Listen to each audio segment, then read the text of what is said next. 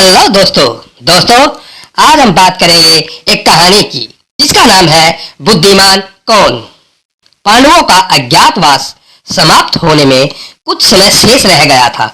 पांचों पांडव एवं द्रौपदी जंगल में छुपने का स्थान ढूंढ रहे थे। उधर शनिदेव की आकाशमंडल से पांडवों पर नजर पड़ी।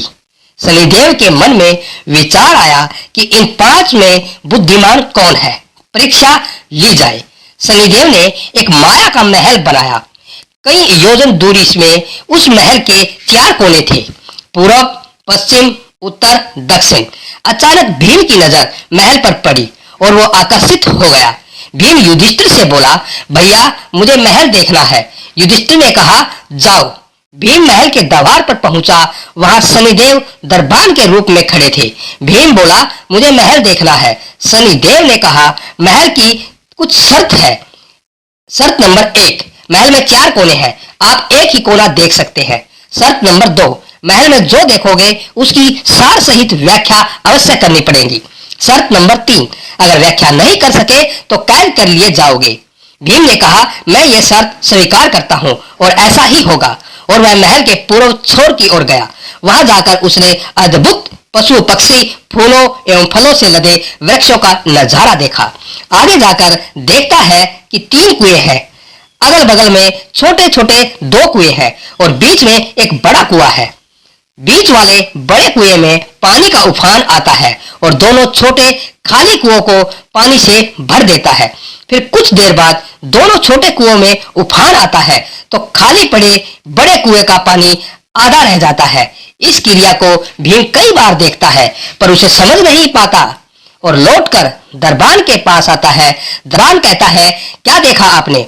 भीम बोला, मैंने पेड़ पौधे, पशु पक्षी देखे, वो मैंने पहले कभी नहीं देखे थे, जो अजीब थे। एक बात समझ में नहीं आई, छोटे कुएं पानी से भर जाते हैं, बड़ा क्यों नहीं भर पाता? ये बात मेरी समझ में नहीं आई। दरबान ने कहा, आप शर्त के हिसाब से कैद में बंद हो गए हो और बंदी बना लिए गए हो। उसके बाद अर्जुन आया और बोला, मुझे महल देखना है। दरबार ने शर्त बता दी और अर्जुन पश्चिम वाले छोर की तरफ चला गया। आगे जाकर अर्जुन क्या देखता है कि एक खेत में 2 फसल उग रही थी। एक तरफ बाजरे की फसल थी, दूसरी तरफ मक्का की फसल थी। बाजरे के पौधे से मक्का निकल रहा था और मक्का के पौधे से बाजरा निकल रहा था। अर्जुन को अजीब लगा और कुछ वो समझ नहीं पाया। वापस दरबार पर आ गया। दरबार ने पूछा, आपने क्या देखा? अर्जुन बोला, महाशय सब कुछ देखा पर बाजरा और मक्का की बात मेरी समझ में नहीं आई। शनिदेव ने कहा, शर्त के अनुसार आप बंदी हो गए हो और उसको बंदी कारागार में डाल दिया। नकुल आया, बोला, मुझे महल देखना है। फिर वह उत्तर दिशा की ओर गया और वहां उसने देखा कि बहुत सारी सफेद गाय है। जब उनको भूख लगती है तो अपनी छोटी बच्चियां का दूध पीती है और उसे कुछ समझ में नहीं आया कि यह क्या हो रहा है। वह वापस दरबार पर आया। शनिदेव ने पूछा, क्या देखा? नकुल बोला, महाशय गाय बच्चियों का दूध पी रही है, यह मेरी समझ में नहीं आया। तब उसे भी बंदी बना लिया गया। सहदेव आया और बोला, मुझे महल देखना है और वह दक्षिण दिशा की ओर गया। अंतिम कोना देखने के लिए क्या देखता है, वहां पर एक सोने की बड़ी शिला एक चांदी के सिक्के पर टिकी हुई डगमग डोले पर गिरी नहीं और छूने पर भी वैसे की वैसी ही रहती है। समझ नहीं आया और वह वापस दरबार पर आ गया और बोला कि मुझे सोने की शिला की बात समझ में नहीं आई। तब वह भी बंदी हो गया और चारों भाई बहुत देर से जब नहीं आए तब युधिष्ठिर को चिंता हुई।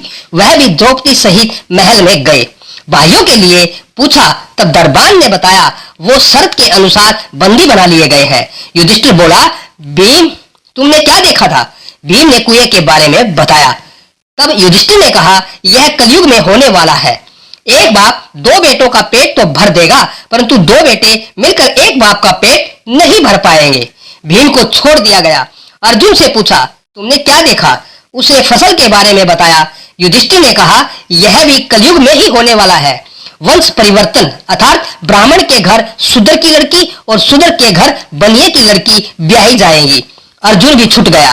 नकुल से पूछा, तुमने क्या देखा? तब उसने गाय का वृत्तांत बताया।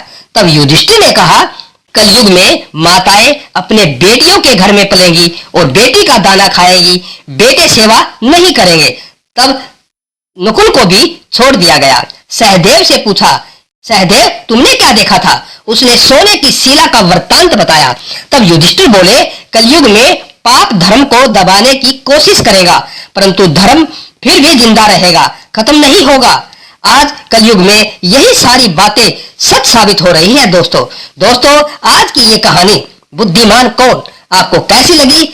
अगर कहानी अच्छी लगी है तो आप अपने इस चैनल को सब्सक्राइब करना, वीडियो को लाइक करना, शेयर करना और कमेंट करके जरूर बताना दोस्तों।